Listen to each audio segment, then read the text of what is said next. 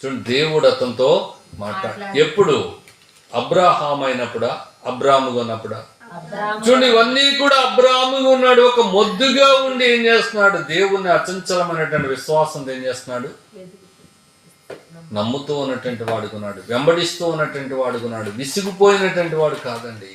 దేవుని ఎంత గాఢంగా నమ్మినాడు ఒక్కసారి మనము జ్ఞాపకం చేసుకోవాలి. 3వ వచనం మనం గమనించినట్లయితే, ఇదిగో నేను నియమించిన నా నిబంధన నీతో చేస్తున్నాను, నీవు అనేక జనములకు తండ్రి వగుదువు. నువ్వు అనేక జనములకు ఏమవుతావు? నీవు తండ్రి వగుతావు. ఇదిగో నీ పేరు మారుస్తున్నాను. ఏం మార్చినాడంట?